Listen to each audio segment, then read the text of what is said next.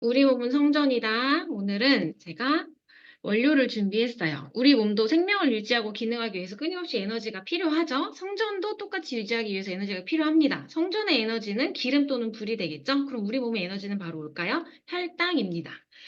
그런데 성전의 연료가 너무 많으면 어떻게 되죠? 과열되죠. 우리 몸에서도 에너지가 너무 많게 되면 필요 없는 곳까지 에너지가 흘러 넘쳐서 세포를 손상시켜요. 혈관에 문제를 일으키고요. 당뇨병까지 이어지게 되죠. 그 전에 인슐린에 대해서 간단히 제가 조금 짚고 넘어가도록 할게요. 인슐린은 뭐죠? 혈당에, 혈중에 있는 포도당을 세포 안으로 넣을 때 들어가는 키 역할을 해주죠. 무슨 말이죠? 혈액 속의 포도당의 수치를 조절하는 거예요. 혈액 속의 포도당이 뇌, 심장, 근육, 지방으로 들어갈 수 있도록 열어주는 건데, 근데 왜 혈관 안에, 혈액 안에 당이 떠돌아다니면 안 될까요? 한번 생각해 보세요. 길 가다가 사탕 떨어져 있으면 거기 뭐가 꼬여 있죠? 벌레가 꼬여 있죠? 우리 몸의 피 속에 당이 떠돌아다니면 세균 감염이 굉장히 취약해집니다. 그리고 어떻게 될까요? 설탕물 끈적끈적하죠?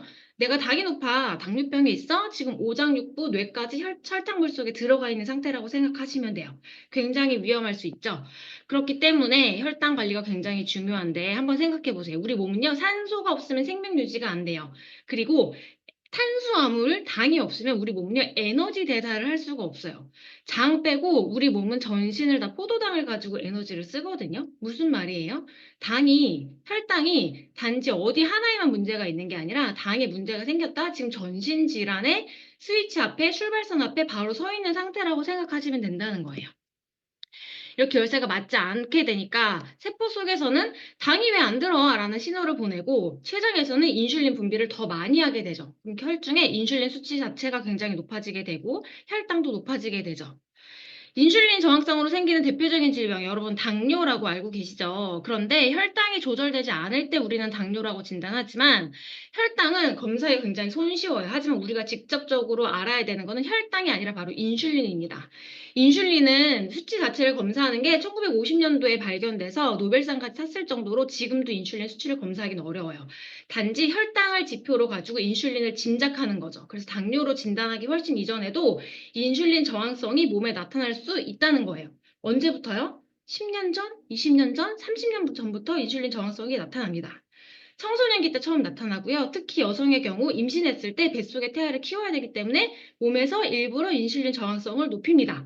그 상태로 첫째를 낳고 둘째를 낳고 셋째를 낳고 그나마도 여성 호르몬이 버티고 있었던 내 몸의 기준을 폐경기가 오면서부터 무너지기 시작하죠. 그래서 여성들이 폐경기 이후에 대사질환에 쓰나미처럼 몰려들 수밖에 없는 이유가 바로 이 인슐린 저항성 때문이고 아이가 낳고 나서 내 전 몸이랑 완전 다른 몸이 됐어가 단지 살이 찐 게 아니라 인슐린 저항성 때문에 몸이 그렇게 바뀐 거라고 이해하셔야 돼요. 그렇기 때문에 인슐린 저항성, 당이 있다, 당뇨가 있다. 이게 우리가 알고 있는 수만 가지의 질병의 출발선, 첫 번째 키가 바로 인슐린 저항성이 있다고 얘기하고 있죠. 그렇기 때문에 WHO에서도 비만을 질병 코드로까지 만들어서 관리해야 된다라고 이제 이야기하고 있는 겁니다. 여기서 또 한 가지 주목해 볼 게 누구죠? 테슬라의 창업주 일론 머스크죠. 일론 머스크가 SNS에 어떤 사람이 질문했어요. 너 되게 멋지다. 어떻게 너의 핏을 관리하니라고 물어봤더니 뭐라고 얘기했죠? 단식과 나 위고비해. 그래서 위고비에서 품절 대란이 났었죠. 노보노디스크의 위고비가. 이 노보노디스크의 매출이 하나로 22조예요. 여기서 50% 가까이가 당뇨 치료제입니다. 무슨 말이에요? 위고비는요, 혈당 당뇨 치료제예요. 근데 이거를 먹었을 때 살이 빠진다는 효과가 있어서 이게 지금 어떻게 남용이 되고 있죠? 다이어트 주사로 남용이 되고 있죠. 그런데 어떻게 밝혀졌죠? 건강에 좋은 효과가 있는 건 아니다. 그리고 부작용에 대한 연구가 아직 되고 있지 않다라고 얘기하고 있죠. 하나로 매출 22조 하고는 이 시장성, 우리가 가지고 있는 뭐죠? 티알미의 마이 엣지, 그리고 최근에 또 업그레이드 돼서 나온 혈당 엣지가 바로 이 역할을 하고 있죠. 이게 전 세계에서 원하는 시장성이 얼마라고요? 22조. 우리가 가지고 있는 상품인 거죠. 그래서 혈당 엣지에 제가 요즘에 굉장히 감동하고 있는데 제가 실사례 몇 가지만 나누도록 할게요. 왼쪽 검사 결과는 저희 시아버지 검사 결과예요.